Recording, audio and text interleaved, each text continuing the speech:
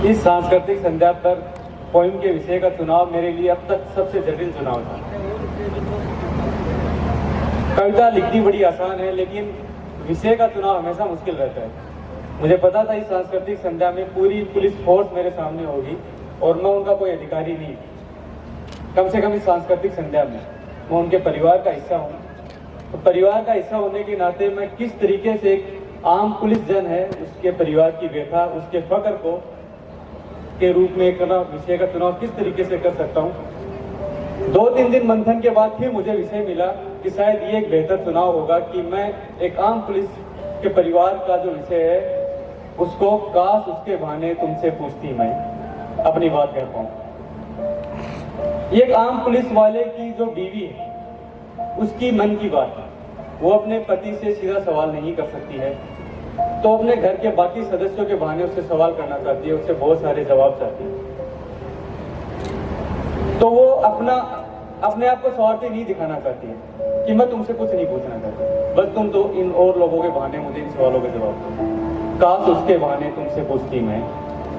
सबसे पहले अपनी बेटी को आगे करती है। काश उसके बहाने तुमसे पूछती मैं कि हमारी फिक्र तुमको सताती है, इंतजार की घड़ियों में तुम्हारा दिल धड़कता है। कि जब मैं और तुम्हारी बेटी तुम्हारा इंतजार करते हैं तो तुम्हारा दिल धड़कता है क्या? इंतजार की घड़ियों में तुम्हारा दिल धड़कता है। उसको नए नए कदमों में दौड़ते देखने की तलब मचती है। किसी बाप की सबसे हसीन ख्वाहिश ही होती है कि अपनी बच्ची को जब वो नए नए कदमों से दौड़े तो उसको देखे, तो उससे सवाल करती है, उसको नए नए कदमों में दौड़ते देखने की तलब मचती है। नन्ही अंगुली पकड़ उसके साथ कदम डगमगाने की कहीं हलचल होती है तुम्हारे भीतर? क्या उसके बहाने घर जल्दी लौट आने की फिक्र होती है? काश उसके बहाने तुमसे पूछती। फिर वो उसकी माँ का हवाला देती। क्या बूढ़ी माँ की याद रुलाती है तुमको?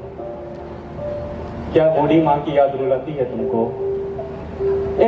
एक पुलिस वाले की सबसे आम दुविधा क्या है? वो कोई त्योहार नहीं मनाता। हमारे होली का एग्जाम्पल देखिए, पुलिस की होली अलग होती है, इस साल हमने वो होली भी नहीं बनाई। हम हर वक्त ये देखते हैं कि ये शहर सुरक्षित रहे, इस शहर का आम बासिंदा सुरक्षित रहे। इवन हमारा खुद का पुलिस दिवस वो हम 2 दिन लेट बना रहे हैं कि शहर शांत रहे, शहर के लोग सुरक्षित रहे। तो उसकी माँ ने अपने बेटे के साथ जब से वो पुलिस में गया कोई त्योहार ही नहीं बनाया। तो उसकी बीवी पूछती है उसकी माँ का हवाला देते हुए कि क्या छोटे त्योहारों में फिर से तुम्हारे रमने की तुम्हें जिद होती है? क्या छोटे त्योहारों में फिर से रमने की तुम्हें जिद होती है? क्या यूं ही कभी घर लौट आने की तलब होती है? काश उसके बहाने तुमसे पूछती है। फिर वो सोचती है कि शायद मैं अपना भी कोई हवाला दूं, लेकिन वो अपना हवाला पत्नी होने के नाते नहीं देना चाहती, एक प्रेमिका होने के नाते देना चाहती है। हर व्यक्ति ने, हर पुलिस वाले ने उस प्रेम को कभी तो महसूस किया है। हो सकता है उसकी लव मैरिज ना हुई हो सकता है उसकी मेरी तरह अरेंज मैरिज हुई हो, लेकिन जब आप उस लड़की से पहली बार मिलते हैं और उसके बाद जब तक आपकी शादी होती है उसमें आप अच्छा लव मैरिज वाला फील लेते हैं। उस वक्त आपका जीवन वैसा ही होता है जैसा एक रूहानी लड़के का होता है, तो उसे उस प्रेमिका की याद दिलाती है वो।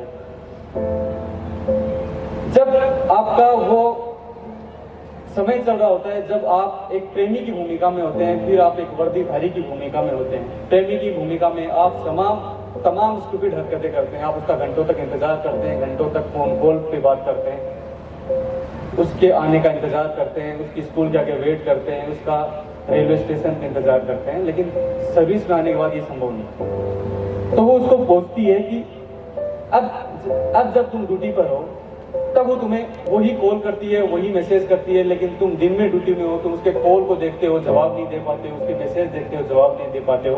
तो पूछती है कि काश उसके बहाने तुमसे पूछती मैं कि उसके छूटे कॉल, अधूरे संदेश को कभी जी भर कर देखते हो। कभी तो तुम्हें वक्त मिलता होगा, कभी तो देखते होगे कि यार उसके इतने कॉल आ गए, इतने मैसेज आ गए, मैंने कोई जवाब नहीं दिया। उसके छूटे कॉल, अधूरे संदेश को कभी जी भर कर देखते हो और फिर अकेले में रोते हो।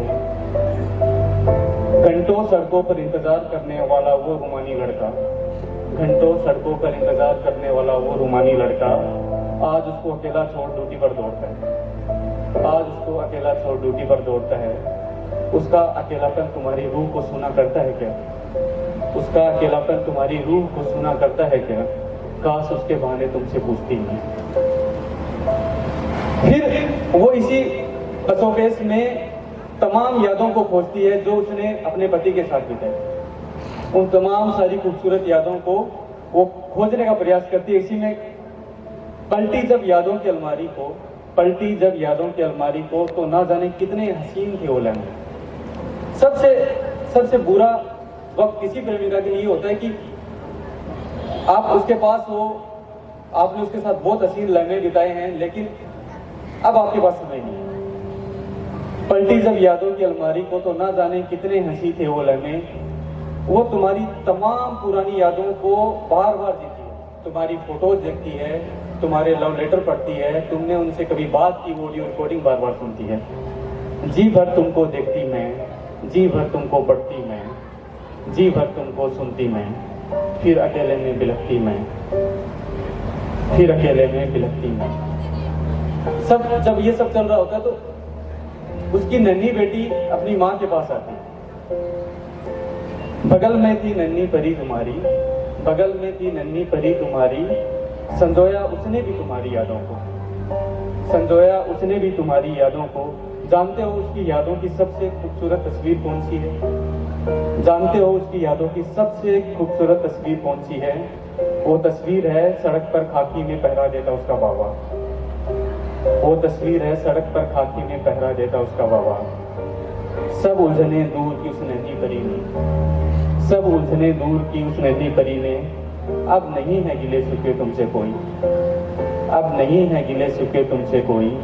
तुम्हारी तस्वीर को हजारों दफा चुनती मैं, तुम्हारी तस्वीर को हजारों दफा चुनती मैं। फक्र से अब तुम्हारा इंतजार करती मैं, फक्र से अब तुम्हारा इंतजार करती मैं। अब सोचती हूँ कि उसके बहाने तुमसे क्या ही पूछती मैं, अब सोचती हूँ उसके बहाने तुमसे क्या ही पूछती मैं। जय